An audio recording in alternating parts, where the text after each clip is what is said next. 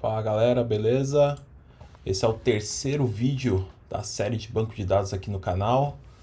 Nesse caso, a série do Amazon DynamoDB. E neste episódio iremos falar sobre chaves primárias e sobre particionamento, tá? Como isso funciona aqui no DynamoDB. Então, basicamente o Dynamo,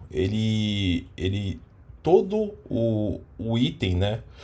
Todo item armazenado dentro do Dynamo ele precisa de uma chave primária, tá? Essa chave primária ela tem dois tipos: simples, tá? Que seria só a partition key ou chave de partição, ou composta pela chave de partição, tá?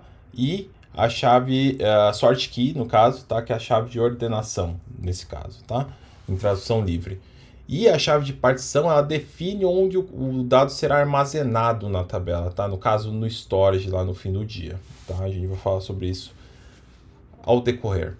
Então, quando a gente fala de chave simples versus chave composta, né? A chave simples, como eu disse anteriormente, ela é composta apenas da partition key, tá? Que ela é obrigatória, tá? No caso, na hora que você estiver criando a tabela, você precisa definir uma partition key, tá?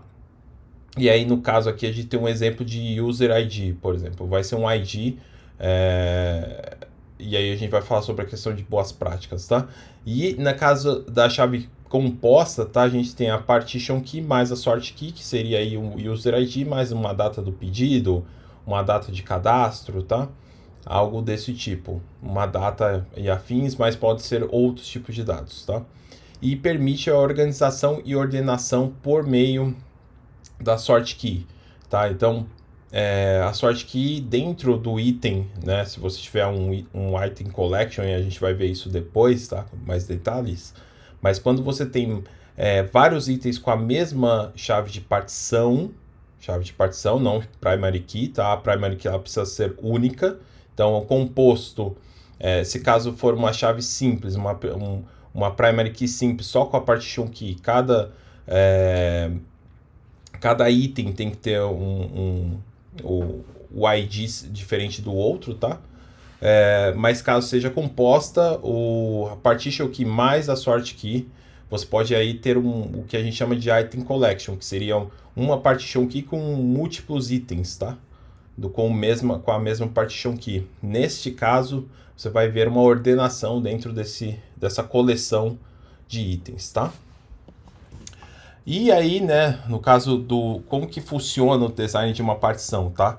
O DynamoDB, quando você está armazenando o dado na tabela, ele se baseia naquele ID, né, naquele dado que você está armazenando na partition key, ele transforma isso num hash e a partir desse hash ele vai alocar o seu dado dentro de uma partição lá no storage do DynamoDB. Então é importante aqui escolher uma chave de partição de forma apropriada, né, que ela tenha alta cardinalidade, ou seja, que ela não seja tão acessada, né, basicamente o acesso dela seja um acesso único, tá, e para evitar, tá, e seja distribuído para evitar o que a gente chama de hot partition, né, que é quando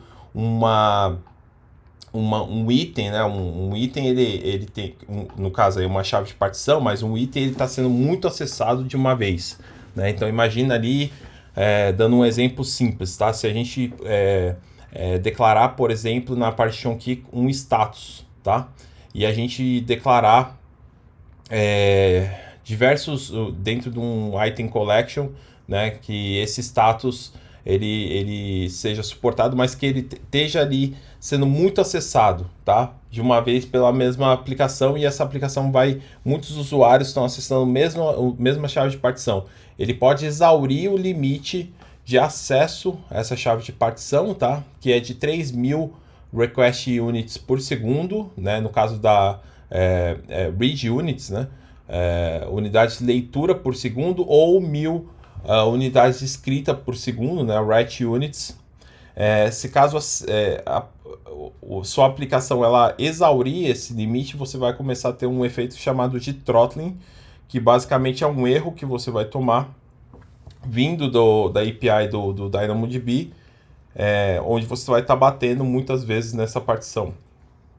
Então vai ser necessário rever a modelagem e afins.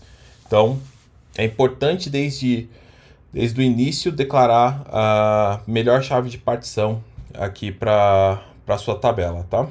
Tomar esse cuidado.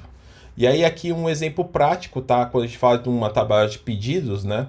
O cliente ID, né? Ou o ID do cliente vai ser aqui a partition key e a data do pedido vai ser a sort key, tá? Então, basicamente, né? O cliente ele vai ter ali, pode ter diversos pedidos, mas esses pedidos eles vão ser únicos ali praticamente, tá? Então, a chance de um cliente ele acessar muitas vezes o mesmo item e exaurir aquele limite é menor, tá? Então, um perfil de acesso seria que os pedidos sejam ordenados por data e um cliente. Então, imagina que um cliente tenha múltiplos pedidos, né? Então, esse cliente basicamente dificilmente vai ter exaurir os limites ali que a gente tem para uma única partição. Seria uma boa modelagem no caso, tá? E é isso, né? No próximo vídeo aqui a gente vai falar sobre índices secundários, tá? Ou secondary indexes, tá? Que são os GSIs e o LSIs, tá? Como criar, né, esses índices para ter novas formas, né? Como que eu posso acessar a minha tabela de formas diferentes, tá? E como a gente pode utilizar cada tipo de índice aqui demonstrado, tá bom? Então, se você curtiu esse vídeo, se foi útil para você, considere curtir aqui embaixo, deixar o seu comentário, tá? Se inscrever no canal e indicar aí para as pessoas, tá bom? Obrigado, gente, e até o próximo vídeo.